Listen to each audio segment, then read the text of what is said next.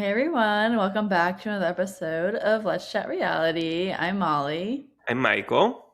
and today we are excited to be talking about the Traitors finale and reunion, as this has been one of my favorite seasons actually. Now let's come to a close. I feel like we got a lot out of this season, so I'm sad that it's over, but also I am happy with the ending. So, what were your thoughts, Michael?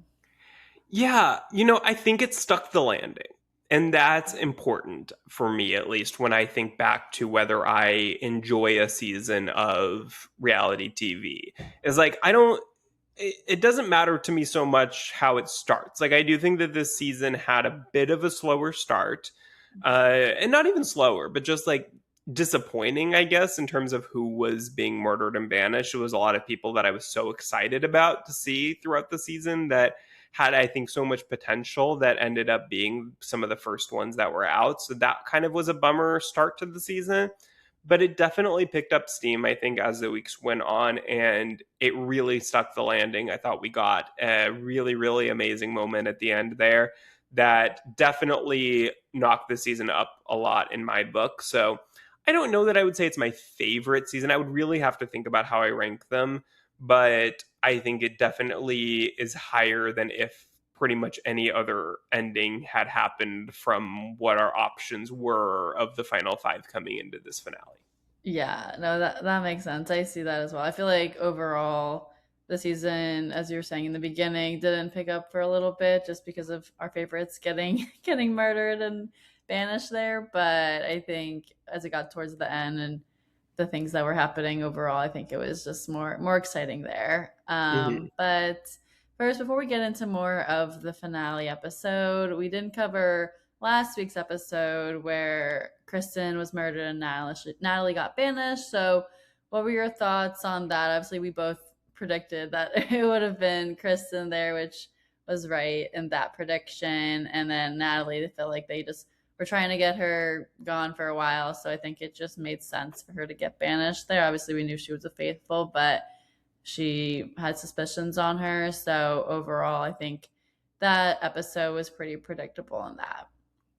Yeah, I mean, I'll say I actually thought that Natalie was going to be the one murdered, not Kristen, because Kristen in the ending of the episode before had gone up to Eric and really, I mean, basically told Eric, "I think you're a traitor. Like you're being So too true. quiet. I'm suspicious of you." And so I thought that they were going to think that I thought that was going to save Kristen, and that because it would have been too obvious that Eric was a traitor because Kristen had just revealed her suspicions of him and then she's murdered. I thought that they would have thought that that was too obvious and they would have been too scared to do that, so they would have gone with Natalie instead. But clearly, they knew what they were doing. They ended up murdering Kristen, and they still evaded pretty much any suspicion at that point, except well, Rob did. But yeah, I think that I was sad for Natalie at that round table because it was hard for her, I think, when she felt like she went into it and she was on the same page with like Tara and Johnny and all them, and then they all just kind of abandoned her at that round table. And it really felt like it was 6-on-1 or however many were left. And that's hard. I think that you could just feel that Natalie felt alone and that she had no backup, no support. And that's hard. And so I really felt for her and I was really sad to see her go. But at that point, not surprised. Yeah. Yeah, I agree. Oh, yeah, I forgot the point that with Kristen going, that could have been the target on Eric, but I still thought that there was a chance there just so that they could frame Eric in that way, or Rob could frame Mm. Eric with that. It didn't really have a factor. It seemed like as much like as maybe we thought it would. But yeah, it was interesting to see that. It was sad to see Natalie really feel like alone in that round table, but at least and we can talk about it later. But in the reunion, they did get she had to air that out to Tara and Johnny, so she could share her feelings there. Well, and now looking back, I wonder how purposeful that was by Rob in terms of letting Eric have always have a target before him in terms of being a traitor. that murdering Kristen does put a bit of suspicion on Eric. And I think potentially really in Tara and Johnny's minds confirmed the fact that they felt like Eric was a traitor. And yes, they were also suspicious of Rob, but I think for everyone who was suspicious of Rob and or Eric, they were more suspicious of Eric than Rob. And I think that that was probably very intentional by Rob to make moves like that and not overly defend Eric when people would go after him. And that way he knew that if they were going to look in the correct direction, if Mora was going to not just do whatever Eric and Rob said, that she would have always been willing to put Eric's name down before Rob's. And so I think that that was probably intentional on his part, and that Kristen murder was part of that, or the beginning of that, really. And I mean, now looking back, like, that was a very smart move for Rob, clearly. Yeah, oh for sure. I feel like it definitely made people more turn to Eric than him. People were starting to suspect him, and obviously we get some of those conversations here in this finale as well, but it doesn't impact him too badly. But before we get there, we start the episode by finding out that Mark was the final person murdered by the traitors. So I was not surprised by this move. I feel like it was pretty obvious that Mark would be their choice here, but were you surprised, and what did you think about this decision? No, I thought it was going to be Mark. I mean, that was last week what I expected it to be, and yeah, it ended up being that. So, I mean, do I think it's the best decision to get out Mark here?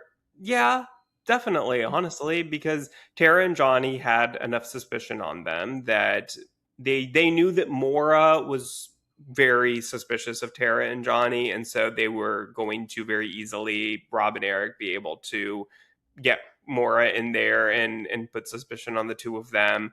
And they knew that that she would just do whatever they wanted. And so, like, you're not going to get rid of Mora here. And I think that Mora probably trusted that Mark was a faithful more than she trusted that Tara or Johnny. So you're not going to get rid of either of them. So yeah, I mean, your only option left is Mark. Yeah, exactly. Just kind of was that lone one there who didn't really have much of a say, or didn't really have a target at him on him at all. So it kind of just he just needed to go Yeah. at that point. But then after breakfast, Tara and Johnny talk, and they agree that Rob and Eric are the remaining traitors. So they're just like very certain they got it now. They know who it is, and then they know they need to convince Mora in order to have enough votes. So Tara goes to Mora and tries to get her to vote for Eric at the next roundtable. And in this conversation, I was actually thinking Tara was pretty convincing, and Mora might change her mind here. But also, it's like crazy that now Tara and Johnny just suddenly figure things out. They know who the traitors are in these last couple of days. So, what do you think about that? And do you think they're handling this in the best way? Yeah, so I thought that it was actually very smart of them, or for Tara specifically, to really be the one who ends up working on Mora here, Yeah, that she really focuses in on Eric, not Rob, because yeah. I think she knows that Mora and Rob are very, very close, and that it's going to be a lot harder job to convince her that Rob is a traitor than it is to convince her that Eric is a traitor. And I think that that was the first thing that was very smart. And then, yeah, I mean, I do think that she seemed to do it well, to have good arguments, and that really seemed to work on Mora. And I mean, we see her Mora later go to Rob and say, I think that Eric is a traitor. I think we need to get him at the next banishment. So it did work. It's just that Rob has her more than they do, and that she is going to, in the end of the day, probably do whatever Rob says. And I mean, it's like, we see it on Big Brother all the time, that you see somebody work on someone and they spend hours talking to them and they convince them, and they get there, and then that person goes back to their master, they're like the person who they are closest to, and tells them all this information, and it's not in their best interest for you to do that. So then they're able to talk you right out of it in about 5 minutes. And that just seemed to be kind of what happened here, is that they had all the arguments in the world, but Rob, because he was a traitor, was never going to go for it. And at the end of the day, Mora was going to do that. Yeah, I agree. It just feels like Maura was under the spell of Rob, and it was hard for her to get under or get out of it. And Tara was trying to share those points for Eric being the traitor, which I mean, obviously we know Eric is a traitor, and he was recruited. So with that, like that, she could have gotten out a traitor here, but it just didn't seem that maybe she would actually turn. Yeah, and Um, I think that if Rob, I think if Mora had pushed hard enough, I think that Rob probably would have been willing to. I don't know. I wonder if Mora had really like pushed back, how far Mora would have had to push for Rob to just say it's too suspicious for me to keep pushing back. You know what I'm saying? yeah, Yeah, I don't know because it didn't seem. I mean, we didn't see it in what we got in the episode as much. Maybe there were more conversations that they had to talk about, Hmm. like who they were going to vote for. But yeah, it was interesting that like there wasn't that much pushback. Because that's the interesting thing with this is like if Rob really pushes back enough, then I mean, I don't know how much like Rob could have been wearing a shirt saying I'm a traitor and Mora would have found a way to talk around it probably. But I think that would have been interesting to see like if Mora had really tried to stick to her guns with it, like how Rob would have handled that. Yeah.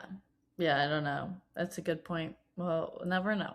We'll never. Um, but during the mission, Moore and Rob get to fly in the helicopter, and then this is when Moore uses up as opportunity to tell Rob that she thinks that they should banish Eric next. But then he's trying to protect Eric, so he says that he's still convinced that it's both Johnny and Tara, so he'll be voting for Johnny. And then obviously, then later on in the car, Eric then tells Tara and Johnny that he's suspicious of Mora. So that was an interesting statement from Eric to make that as someone who he's been aligned with at this point. So do you think that that was a mistake by Eric to name Mora here? Well, I think that was really smart of Tara and Johnny, and I don't remember which one of them. I think it was Tara I think that Tara. asked him the question, like, "Who are you most suspicious of?" Because Moore is the only answer Eric can give here, Yeah. because obviously he's not going to say Rob, and Tara and Johnny are in the car with him, so he's not going to say their name. So Moore is literally the only answer he can give. But the smart thing about this for Tara and Johnny is that then that's a piece of evidence that they can use at the round table to piss off Mora at Eric. And it seems to work. Like Mora is pissed at Eric here and convinced that he's a traitor even more now, but it just wasn't enough for her to get him out here. It's just that she's like, oh well, we can't go to the end. Like I think he's a traitor, so we have to get him out Yeah. before the end of the fire of truth ceremony ends. But I think this was really smart, and like in theory, it easily could have worked because it does seem to piss off Mora. Yeah. No, I mean, I feel like Eric was definitely just put under the spot there and there really was just more to give as an option. But it would have been interesting had he chosen like to go after Johnny or Tara, who he's talking Mhm. to in the car. And then maybe I don't think I mean it probably would have ended a similar way, but yeah, it just wasn't enough evidence for more in that moment just to get him out in that moment. Yeah. But yeah, it was interesting because it did get more riled up a little bit, but just not enough to quite get him banished here. But speaking, we're getting a little ahead of ourselves. But then we do get to the round table, and Tara and Johnny tried to put the heat on Eric here again. Obviously, this is the big theme of they're trying to keep themselves safe, and they know that Eric is their best option here. If they could try to get more to sway her mind, but she doesn't. She decides to stick with Rob and Eric and then votes for Johnny, which that was a dramatic moment. I was honestly a little bit like, okay, like maybe there's a chance she's going to change her mind and vote at the round table to go with Eric or to vote for Eric and vote alongside the other faithfuls here and not be on the traitor's side as we know that she is. But she didn't. So it was Johnny here instead. But what did you think of that? Yeah, I mean, I I kept having hope for Mora, that she was going to be stick to her guns and vote for Eric, but it wasn't going to happen. And I think it was like one of those things where I would get my hopes up, but like at the end of the day, deep down, I knew that it probably wasn't going to happen. But Yeah. yeah, I mean, sad for Johnny, of course, but I was glad that Johnny and Tara lasted as long as they did, first of all, together, which was huge. The fact that they were a known pair coming into the game. And in theory, people should have known how close they were, and that they still let them get to the final five together was pretty crazy. But they went a long time being kind of quiet players, and then they became very frustrating players. And then at the end, they were the two that figured it out and were trying to make Mora see the light of day. And so they ended on a high note, at least. And they were both very fun. Johnny was a very fun player at the end of the day. Yeah, and then he didn't get to reveal to the rest since it was the last banishment here that he's a faithful, but we obviously know he is a faithful. But he just left without saying anything. He just had a run off, and Can I ask obviously, you a question? yeah, Do you think that it would be more interesting if players never revealed if they were a faithful or a traitor when they left? yeah. I mean, that would make it even more stressful, I think, of a game if you don't know at all, like who is who in the end, and then you're trying to figure it out. That would be crazy. But Because yeah, then you would never have to recruit a traitor to. Well, no, that's not true, because there would be no murders if there were no traitors left. So that would be an obvious clue that you got out all the traitors.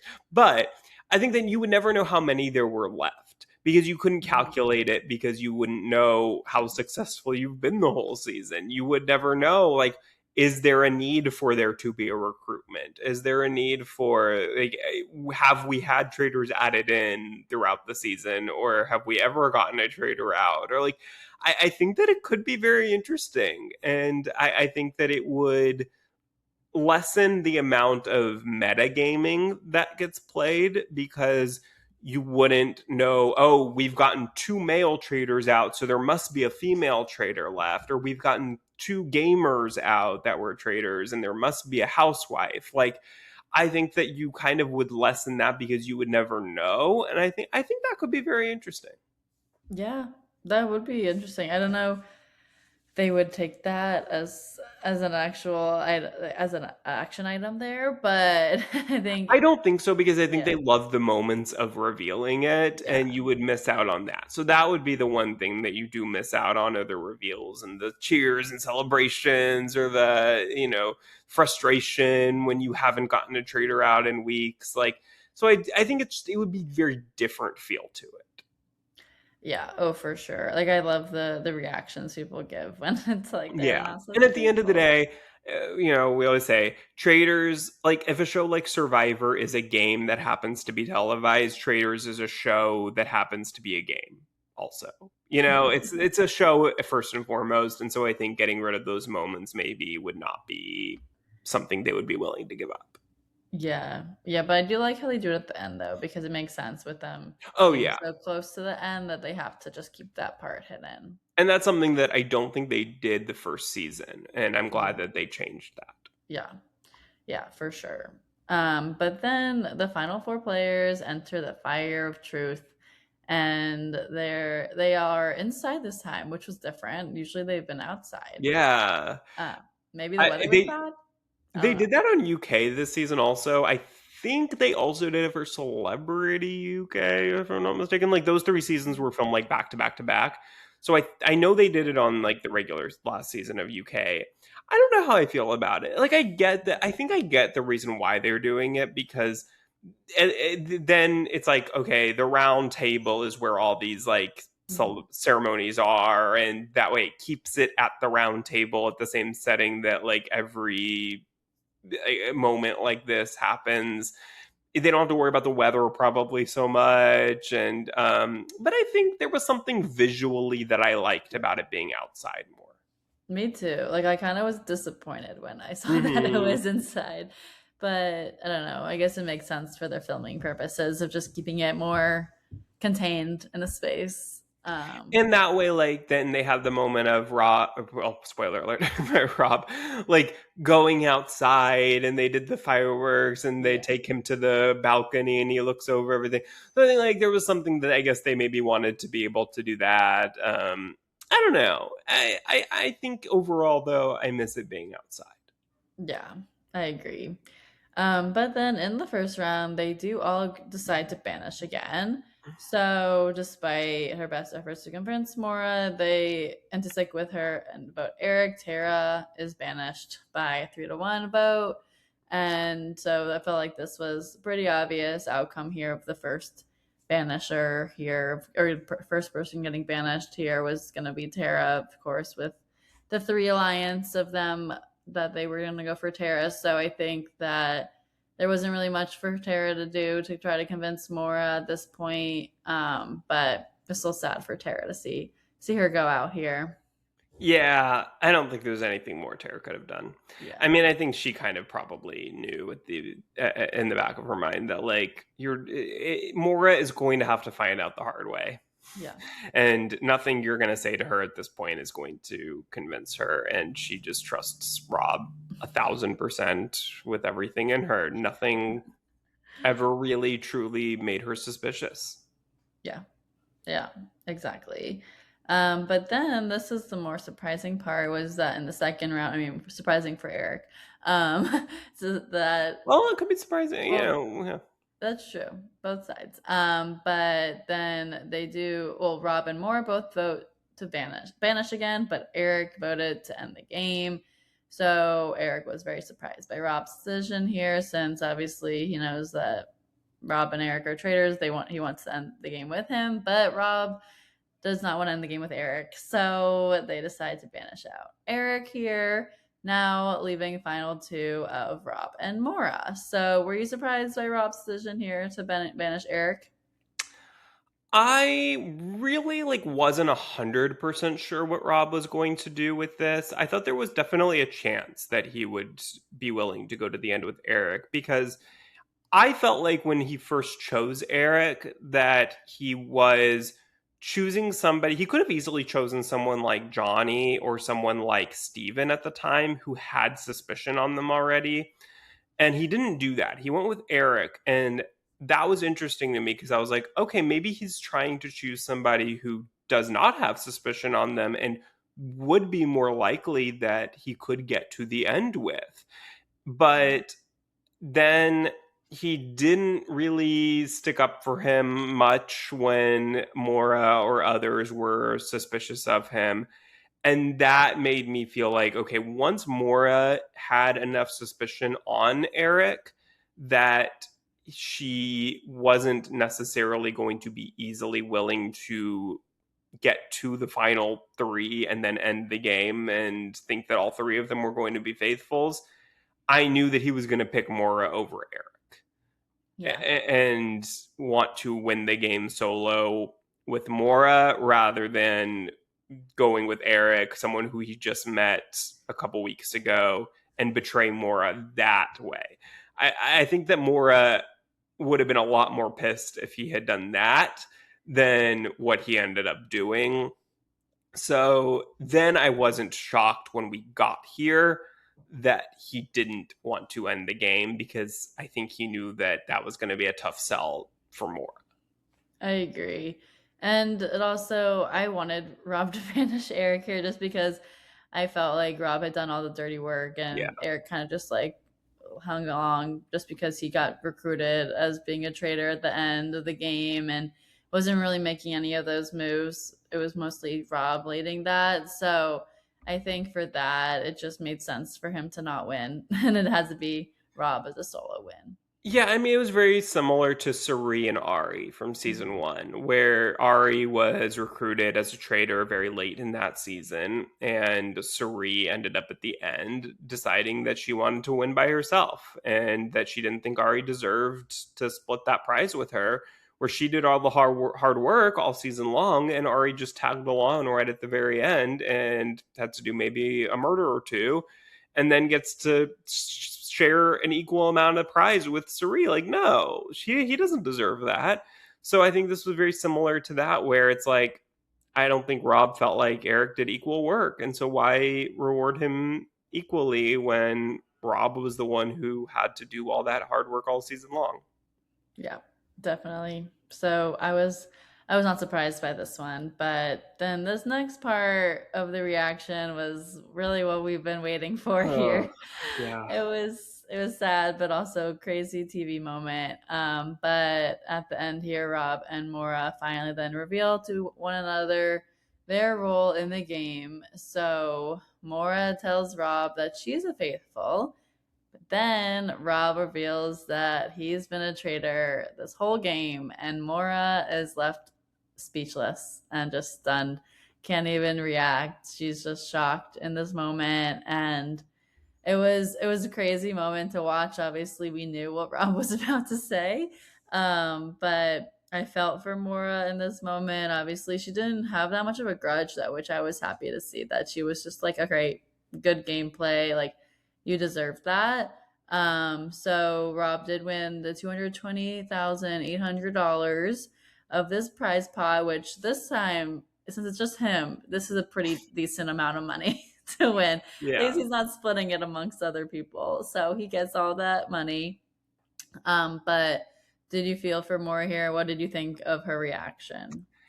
Yeah, I think that Mora handled this as well as she possibly could. And I have to give it to her that in that moment, even after digesting it for a couple minutes, she did say, "Look, good game." She was not bitter or angry.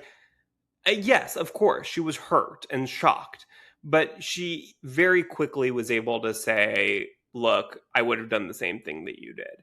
And that's really big of her. I don't know that I Yeah. could be that like forgiving in that moment. Like, yes, Yeah. once you sleep on it, a day or two goes by, you're more willing to have that conversation, but even in that moment she was able to look at it as a game, and for that, like, I have to give it to her. And I know that people have been dunking on her all season long for trusting Rob so much, us included, but I think it's so much harder than we any of us can imagine. Like, we even had a secret traitor this season at the beginning of the season, and we were all trying to figure out who it was, and everybody had different theories, and some people got it right, sure, but not everybody did. And you have to think, like, we are even doing that like while we have the edit that they are pointing in a direction to us that makes it make sense when it's revealed. They don't have that. They have nothing to go off of. And when you go in with somebody that from the same show as you, the only person from the same show as you, and you want to be able to trust that person, I think you convince yourself that you can trust this person and that they are telling you the truth, and you are avoiding all the red flags along the way. And I they deny it, but I think there was a little flirtation going on as well. I'm sure that helped matters for Rob, as with Mora. And I think that it's understandable why she would not want to accept the fact that is seemingly right in front of her at the end of the game here, and that people are telling her just wake up. But I think that all the factors were just working against her being able to wake up and see it. So I understand it, and I feel for her, but I think she handled it as well as she possibly could. Yeah, I agree. And now the funny line is that she's like, "You made a pinky promise." Yeah. And you're never going to get a girlfriend after this. You Yeah. can't be trusted.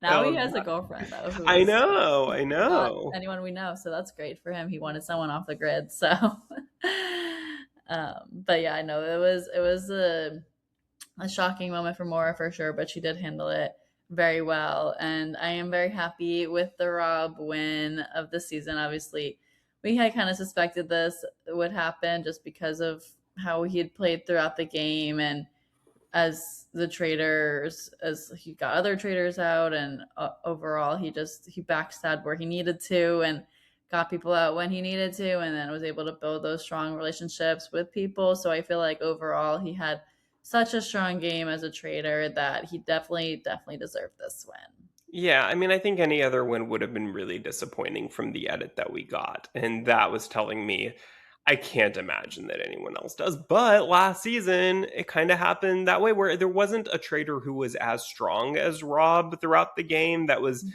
being seen as like it's really leading to their win. But I think that there was.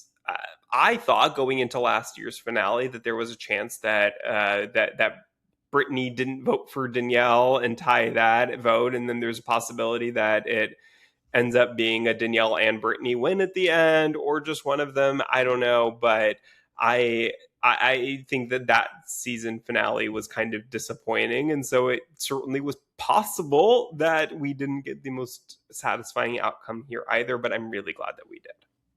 Yeah, I agree. I'm glad that it ended the way that it did. So that was great. But then we also got the reunion. So let's get into that. Overall, before we dig into some more of the moments, what were your thoughts on the reunion as a whole? I mean, I think it was fine. I think it was fun. I would say most topics that I wanted to be covered were covered.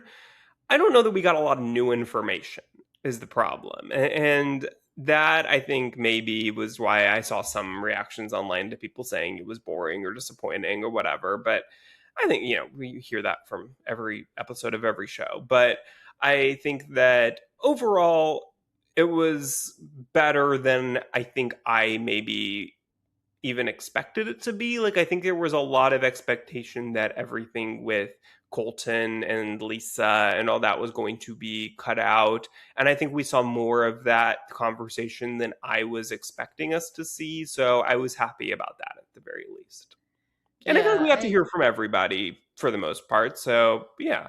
Yeah. And I think I like the order that they had people come out and all Mhm. that. Like it didn't feel like overwhelming that everyone was there to start. Like they started with the traders and or the finals and every people like it made sense in the order of Yeah. how they went about it as well. So I It's enjoyed kind of it like as a what, whole, but I feel like yeah, it could have been maybe some aspects that could have been better. But overall we got information that had been talked about throughout the season that kind of like could put a close on certain parts and everything, but nothing that was like totally new. yeah, it felt very similar to the structure that they did for Love Island season 7, where they kept bringing people in slowly, and we had that backstage camera so we could Mhm. see everyone else's reaction to things as the conversation before they got brought on stage. But yeah, I think overall, look, the last reunion that we covered was, I believe, The Secret Lives of Mormon Wives season 3, and that was the worst reunion I've ever seen in my life. So I'll take this over that. That's very true. So let's get into some more of it. So we started off by seeing Rob says he turned on Lisa and Candace because the ship was already sinking and that he needed to be on the right side of history when people look back and look at the past votes. So he thought that Lisa and Candace would have eventually turned on him too, and that he believed that he just had to do that to save himself. But then Candace believed his plan was always to be at the end by himself. So what did you think about this? Do you agree with Rob that Lisa and Candace would have eventually turned on him if he hadn't struck first? Or do you agree that Candace and Rob always wanted to win solo? Or that Candace said that Rob wanted to win solo? Yeah. I think that I think that Candace and Lisa I don't think that they would have turned on him. I really don't. I don't think that they are gamer minded in that way. Like I think especially Lisa, I would say. I think really wanted the Traitors to stick together, be to the end. I think she would have gone for that. I think though that if they had lasted even just a couple more weeks, I think that Candace and Rob would have eventually just like completely gone on off the rails. Like even if Rob, I don't know, I think that their personalities don't quite mesh, Candace and Rob. And I think that the longer that they stayed together in that turret, the more toxic things would have gotten between them. And so I could have seen a world where Candace, just out of spite, was decided to turn on Rob and get him out. And so that may have happened, but I think it's possible that if Lisa had also been in there the whole time, that maybe she could have mediated between the two of them. So I think that it would have kind of just depended on circumstances, but I don't see Lisa specifically wanting to just go to Candace and be like, let's get out Rob so the two of us can just be at the end together. I don't think she would have done that. Yeah, I do think that they were being more trustworthy, or just overall just wanting to be together as the traders. But then Rob obviously had other plans in terms of, he knew that the sink was shipping for them, and that they just weren't going to be able to stay in the game long with Rob in there as well. So I think he did the right thing in turning against them. But it did seem like Candace especially is still bitter about Oh that. yeah, very much. But I also, to kind of build off of that more, I think that Candace and Lisa are in on this show for the exposure and not for the prize money, and that's the difference. Because Yeah. it doesn't matter to Candace and Lisa whether they win and split it between three people or two people. Like, that's not going to make a difference for either of them financially in any substantial way. Yeah. So as long as they wanted just to be able to say that they won the game and to be on all the episodes, and that is a win for them. And so I don't think that they would have turned on Rob unless Candace was just being petty for a reason of wanting to get more higher percentage of the prize money. Yeah.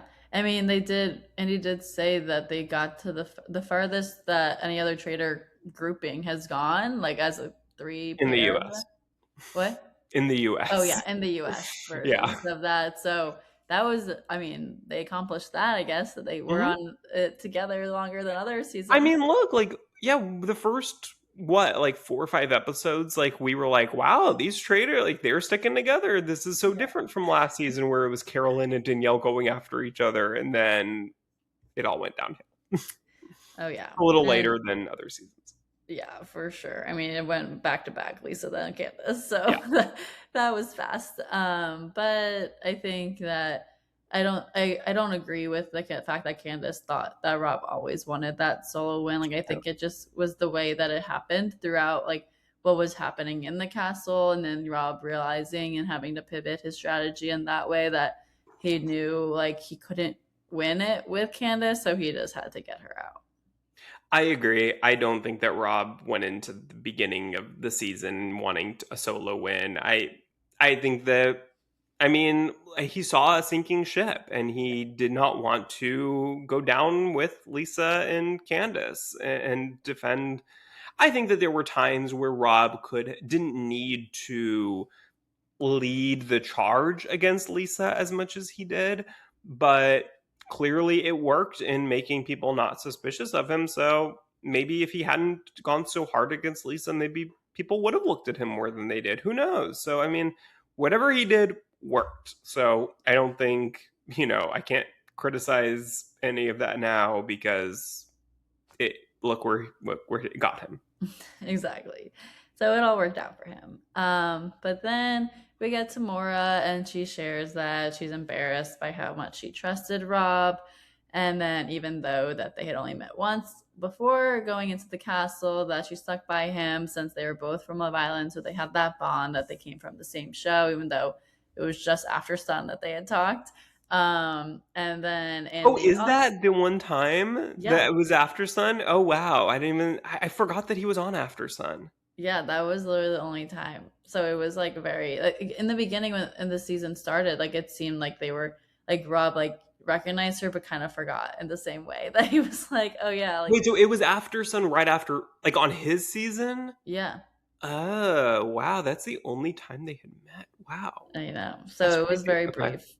Yeah. yeah, wow, I mean, obviously Mora was watching Rob throughout the season, so she probably knew a lot more about Rob than Rob knew about sure. Mora. But I think that, I mean, they just had that connection right off the bat. And Andy also asked about their chemistry together, and Mora said that they were strictly just friends. And then Rob does say he thinks that they were maybe a little bit flirty in the castle, but more just like fun, flirty conversations. And Rob does reveal that he has a girlfriend now, and overall, I feel like we saw a lot of Maura and Rob throughout the season, but do you think, had Rob not been taken now, do you think that Rob and Maura would make a good couple?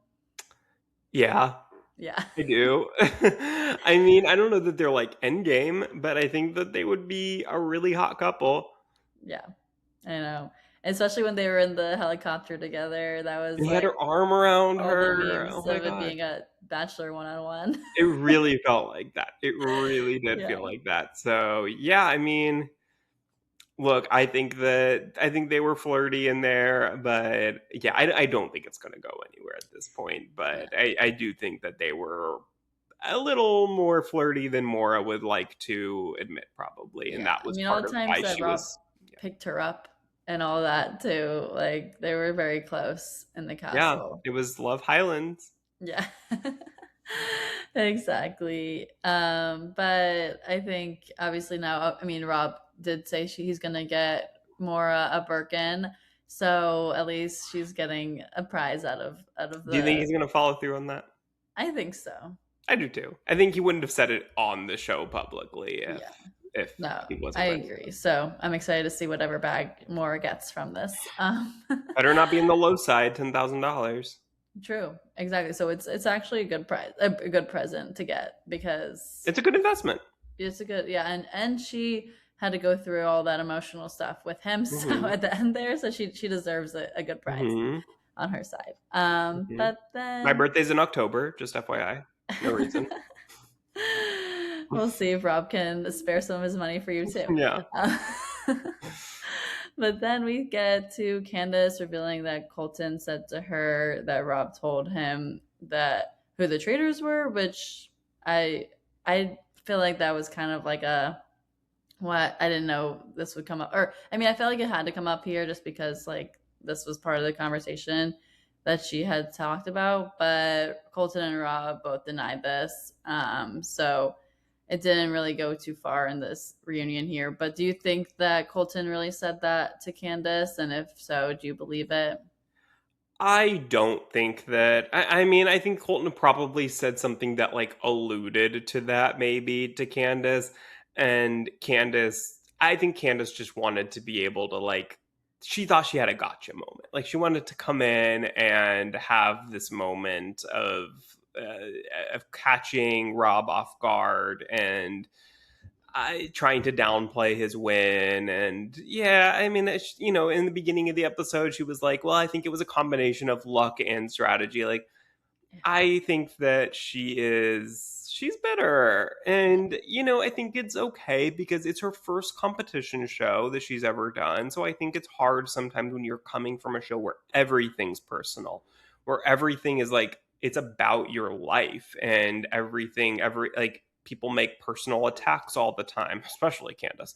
And I think it's hard to come from a show like that and then come to this thing where everything is a game and Yeah. this person betrayed you, but it's a game. And I think it's hard for her to accept that. And I think that she wants to come into this reunion like it's a housewife reunion and have this evidence and have, come in and try to win and try to like downplay his win and his accomplishments. And I think that it just is not coming across as a good look for her, in my opinion.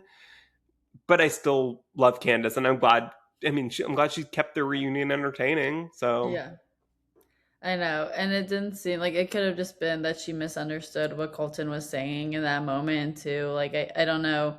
Like, we don't obviously know exactly what was said in that moment, but I think in general, like, it wasn't that Rob had told him who the traitors were. It was more just like suspicions that were already coming up yeah, about people who, Lisa and Candace, who are traitors, that were reasonable evidence pieces that Rob was just talking to Colton about. yeah, for sure. Yeah.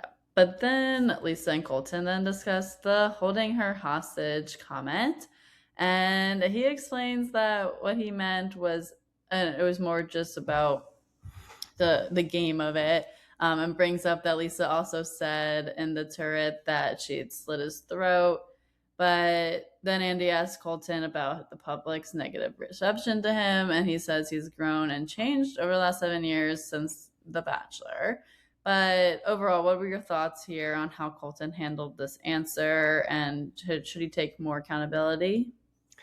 Yeah, I think that Colton is kind of looking at this in a vacuum without any context. Yes, there's no difference between him saying hold her hostage and her saying he's going to slit her there. The difference is knowing Colton's past. Yeah. And when Colton specifically says hold her hostage, that has a different meaning to it when you know that Colton has had accusations of stalking and all this stuff. And that makes it look like, okay, that's an interesting thing for you to say Yeah. specifically. And I think that he didn't take any sort of accountability here of when Andy asks him about the negative perception. He like just kind of chalks it up to people not knowing what happened in the in between time between 2019 when he was the bachelor and now, and it's like, no, the negative reaction is because of everything that happened in that in between time. Mhm. And I think that it just he I understand that maybe there's legal reasons why he like can't say certain things or doesn't want to say certain things or doesn't want to bring things up. I don't know. I just think that he should have said something about like, look, I understand why people would feel this way, and I have, he kind of alluded to this saying, I've grown, I've changed, blah blah blah, but like I just think like he needed to be a little bit more direct with that, and he knows why people are upset, and it's almost like he's like gaslighting or pretending like he doesn't know. Yeah, I feel like he didn't really give it much acknowledgement, which that kind of bothered me. Like it just seemed like he was like, "Yeah, I have changed," but like, what has he changed? Like it doesn't seem like Right. he's really acknowledging that, and that he's not really taking accountability for it. But I don't know. It was interesting that like obviously the words do matter here, and that it was interesting just to hear his point of view, which I feel like didn't really give him that much of a greater viewpoint on the public after this. Yeah. But then let's get to Candace and Monet. So Candace did tell Monet that she regrets revealing to the other traders that Monet was suspicious of Lisa, and that caused Monet to be murdered. Monet said that she would have been a loyal ally to Candace no matter what. So that also made Candace feel bad there. But if you are a trader closely aligned with a faithful who's coming after another one of your fellow traders, what would you say is the best way to handle that? Yeah, I think it was a tough situation. I think that you have to kind of think about whether this person is going to actually like whether this person remaining in the game is going to be the determining factor of whether, like in this case, Lisa goes home or not. Like, I think at that point, Lisa was starting to get enough suspicion without Monet being there that I think Candace could have not said anything, left Monet in, and I don't think it would have really changed much, except that Candace would have had somebody on her side when Candace starting to get suspicion on her, Yeah. that Monet could have been somebody to help get that suspicion off of her and not be a vote for Candace to go home. So Mhm. I think that it was a mistake. I understand why she did it though, but I do think that at the end of the day, it was probably a mistake for Candace to do that. Yeah, I agree. And I think it just happened too fast. Like, I think because it was like the first mention, I feel like anyone was saying Lisa too, like that loudly, I guess. Mhm. So I thought that they could have just kept Monet in there for a little bit longer and seeing, like, obviously her being so close to Candace would have been good for Candace. So Yeah, probably because I not a think great move Candace for her. and Monet were probably close enough that Candace could have like kind of gotten her off that set if she had like Yeah. just kind of spent some time conversations with her. Like she could have probably directed Monet in a different in a different Yeah. direction. Yeah, for sure. I mean, at that point, it's like, what evidence was she really going off of? So it would have been easy But to that's why, like I said at the beginning of the season when Rob C was murdered, that I think that Candace wasn't a part of that. But if Candace had been a part of that and like been the person to suggest getting rid of him because of what Rob said to her about the Congo line, that would have been a mistake for Candace because clearly Rob and Candace were close. And Rob, even if Candace was a traitor, he would have viewed her as being his traitor angel. And I think Monet was probably the same way at that point, was that Monet probably wouldn't have, even if she thought that Candace was a traitor, she wouldn't have come for her because she would have thought Candace is the one keeping me in. So I'm not going to try to come for Candace because if Candace is out of there, then it's a turret full of people who I'm not as close with. So I think that's always a mistake to get rid of somebody who is that close with you, whether you think they're suspicious of you or not. Yeah. Oh, for sure. It's interesting point that future traders are going to have to take into consideration more of who they should keep around longer. But then we also get to see Michael Rappaport apologizing to Colton for the comment that he made at his last roundtable about Colton being able to keep a secret. So, what were your thoughts here on how Michael handled this and his reunion behavior overall? I mean, he was a mess. It was exactly what I thought he was going to be like, and I honestly felt the first time I watched it, I fast forwarded through his scenes because I just couldn't take it. He's so obnoxious. I'm saying like just clip, clip, clip. Like for those who don't know, it's a Dorinda medley reference, but it's like okay, you say it once, it's cute, then you let it go. He did it 500 times, and it was just like nobody understood it except Dorinda and Andy. But it's like, oh my god, just he didn't. I mean, he apologized to Colton. Great, good. I don't want to ever see him or talk about him again. Same. I know. I'm glad he didn't get much airtime here because I'm done with seeing him on my screen as well. Yeah. Um, but then Rob C calls Jam Jam a pick me gamer, throwing the other gamers under the bus. And do you think that if Jam Jam had worked more closely with the gamers, that would have fared the gamers better throughout the season? Yeah, I do. I mean, I think that Jam Jam seemingly was one of the ones who was going around and telling people how much of a gamer someone like Rob was in his Survivor experience and was probably doing the same about Natalie and Tiffany and all this. And like, I think he wanted people to, like Rob said, he wanted people to feel like, oh, I'm not like them. I'm here. I was just here, for my personality and, that I'm not here for my strategic chops. That's not what I'm known for. And like, they're all like real gamers. And I think without that conversation being had, that maybe people would not have been quite as weary of someone like Rob and Ian. And they maybe would have been able to get by a little bit further. And yeah, I think for sure that had an impact. Yeah, I agree. So it Because was they sad to don't. see that. Someone like Caroline Stanberry doesn't watch Survivor, but she would at the very beginning was like, "Oh, he's like the mastermind," like, and so clearly she got that from somewhere. Yeah. Yeah. So yeah, Yeah, so they need to stick together next season. Hopefully the gamers they can do. last longer. Hopefully, there's one of them in But the turret. yeah, that's true. We need someone in the turret. So we'll have to see who that is. Well, I guess next season is going to be civilians though, so it won't matter. Um, Well, true, but yeah, so then after that, but here at the end of this reunion, we see Andy saying that Rob may be one of the best traders to ever do it. So do you agree with that? Do you think Rob is a better trader than Sari? I mean, I think there's an interesting conversation to be had about that. I think that Suri was a more dominant game in the sense that nobody suspected her all season long.